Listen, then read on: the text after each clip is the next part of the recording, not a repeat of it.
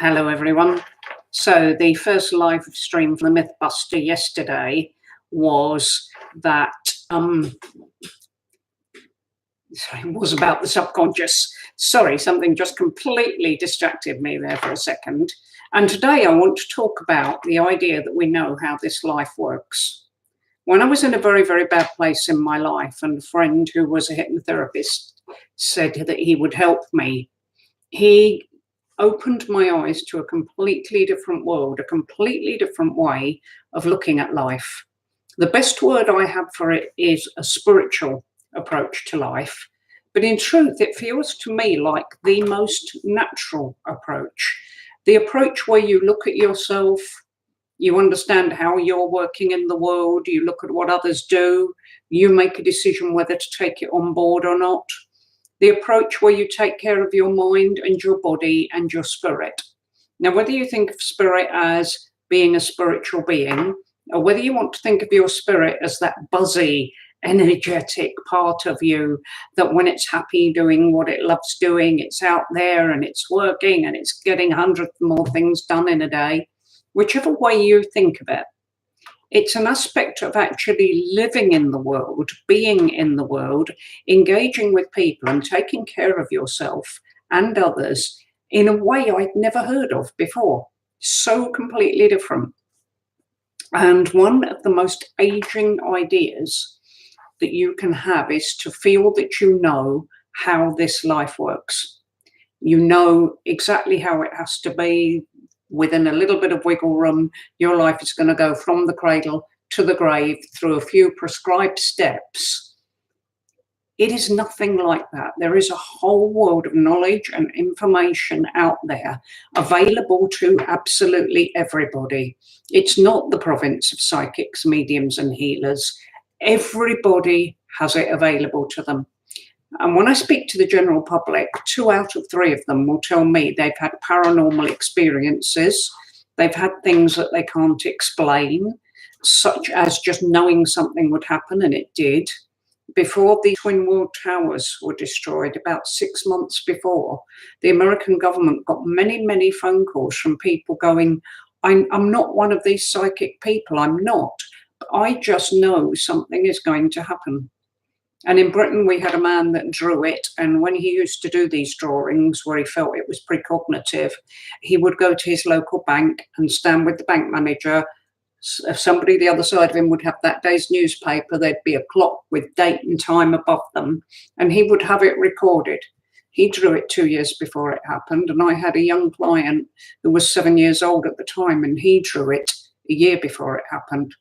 So even people that don't describe themselves as psychic or spiritual in any way have that gut instinct, have that knowing.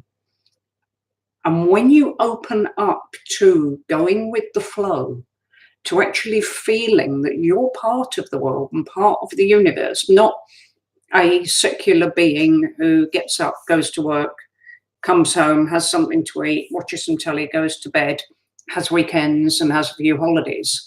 When you start thinking of yourself as connected, you also realize how much things affect you, both the bad and the good. The bad as in, if someone gets really angry, a lot of people experience that as a full-on punch in the solar plexus, in the stomach, in the gut. And others will go, I don't know what you're talking about. It doesn't affect me at all. Doesn't mean the people who experience the punch are more spiritual than the people that don't. There's all kinds of people in life and they all cope in things in different ways. But if you do experience things like that, if anger feels to you like a physical assault that drains your energy, it's highly likely at the very least you're a psychic empath. But it's a natural way of being. It's not a way that you have to immediately go out and set up a stall at the end of a pier, as the old joke goes, if my colleagues will forgive me for that one. It's nothing like that. It's about being aware of how you're feeling, being aware of what you can and cannot cope with. All of these kinds of issues, instead of sleepwalking through life, it's being a part of it, being aware of it, the good and the bad. And the good side is you often find that people who live this way have a lot more fun, laugh a lot more, They can be transfixed for 10 minutes by a rainbow. They can spend ages watching a bird or a butterfly or a bee taking nectar from a flower. And more secular people go, I don't see what the fascination is. And we think, feel sorry for you, because it is a wonderful experience. When you see a rainbow, you're seeing light.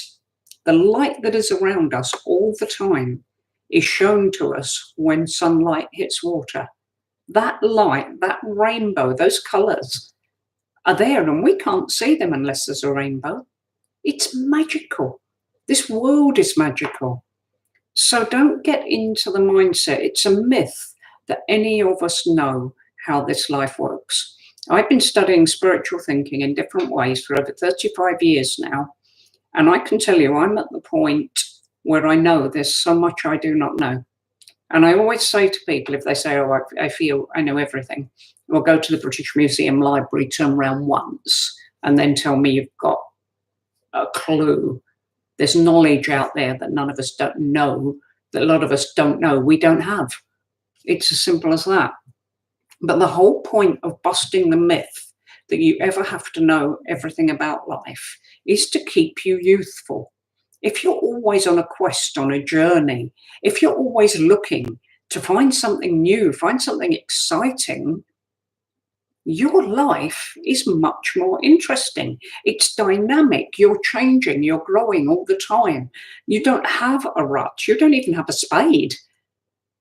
You are out there living and finding things out and finding them fascinating and wanting to know more about them. So don't ever fall for the idea that you know all that there is to know. It is an actually dreadful idea. And it's the one that locks people in. This is what I think. I'm right. You're wrong. This is how the world works. And you know that they're not happy people. Not when they get really, really entrenched in that rut. So have a think about that. See how you feel about it. Remain youthful. Remain inquisitive. Remain open to all kinds of new things.